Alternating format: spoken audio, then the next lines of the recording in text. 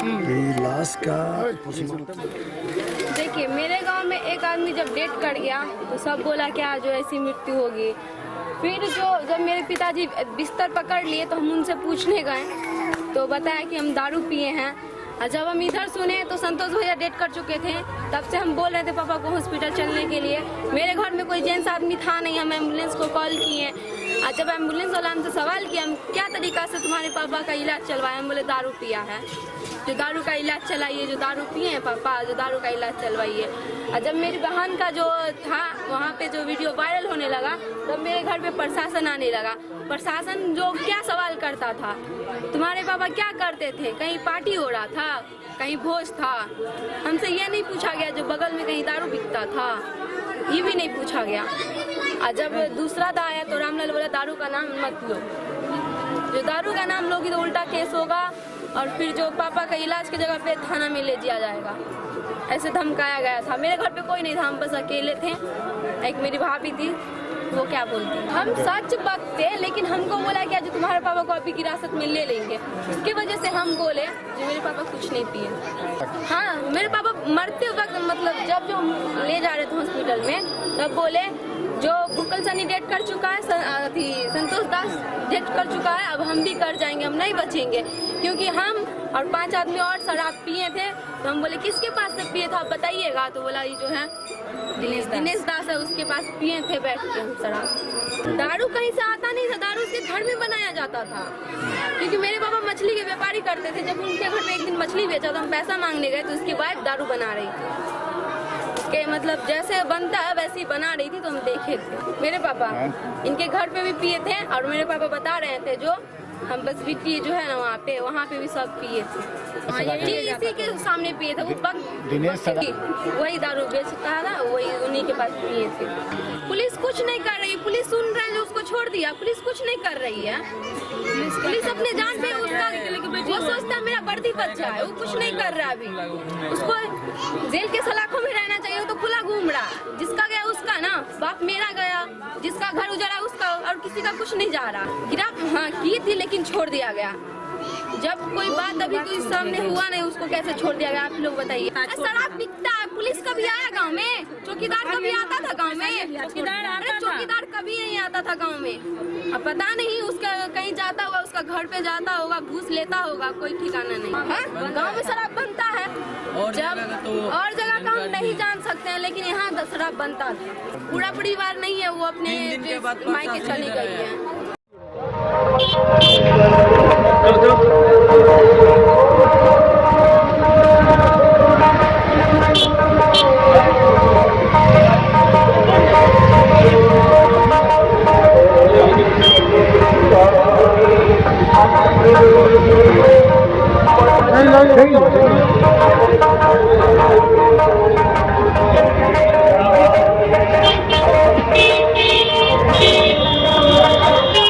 पता चला कि पहले लोग जब मरे थे तो पुलिस के देख रेख में हॉस्पिटल से उस डेड बॉडी को भेज दिया गया और उसको दफना दिया गया था। उस समय तक ये हुआ कि किसी भी तरह से ये निपापोती कर दिया जाए कि ये मौत शराब पीने से नहीं हुआ।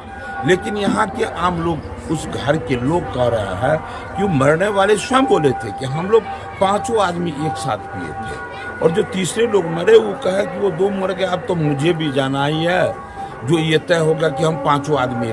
लेकिन पुलिस जो है अभी तक, जहाँ 3 मौत एक साथ हुआ और फिर भी अभी तक पुलिस संज्ञान नहीं ले रही है, उल्टे पुलिस सरकार को बचाने में मशगूल है कि ये नहीं साबित हो कि ये जहरीली शराब पीने से। पुलिस सरकार को बचाने में मस्त है और सरकार पुलिस को बचाने में, यही खेल चल रहा है। और बीच में गरीब वो शराब पी रहा है और उसका घर उजड़ रहा है, और बेचने वाले, पीने वाले कंगाल और बेचने वाले मालामाल हो रहे हैं, और सरकार को लग ही नहीं रहा। वो कह रहे हैं कि हम तो शराबबंदी किए, जो पिएगा वो मरेगा।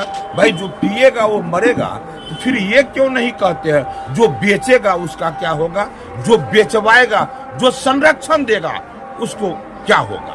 कौन दे रहे हैं संरक्षण?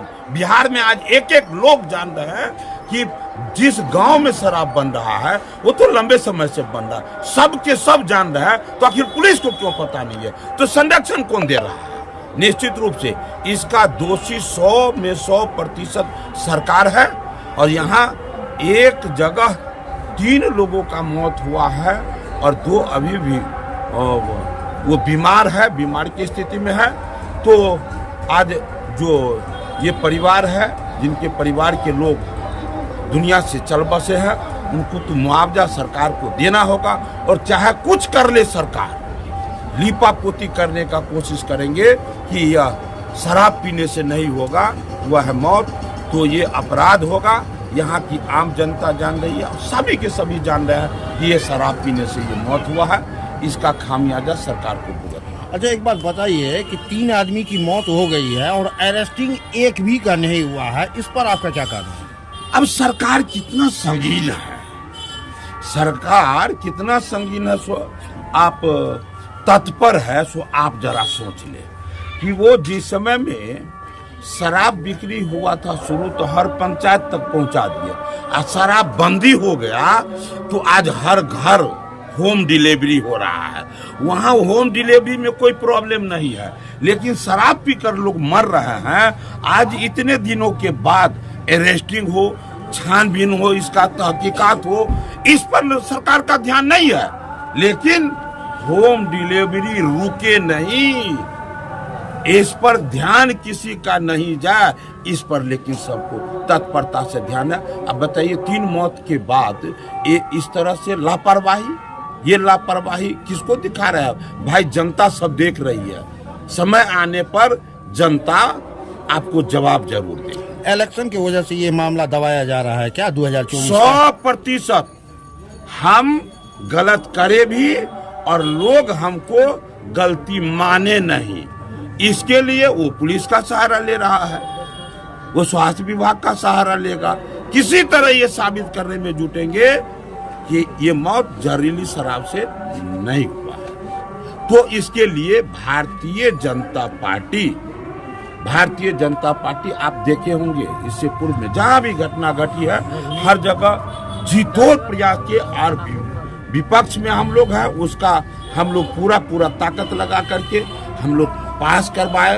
और अभी देख रहे हैं जो जहरीली शराब पीने से जिनकी मौत हो रही, उस परिवार को उसका मुआवजा मिल रहा है। ये भारतीय जनता पार्टी का एक सवाल है। दशरथ साहनी आवेदन दिए हैं कि वो मृत्यु प्रमाण पत्र बनाने के लिए कि हमें बीमारी से मौत हुई है, इस पे क्या कहना चाहेंगे? बीमारी से मौत हुई, ऐसा वो आवेदन दिए हैं मृत्यु प्रमाण। अरे भाई दिलवाया जाता है, आपको पता नहीं है?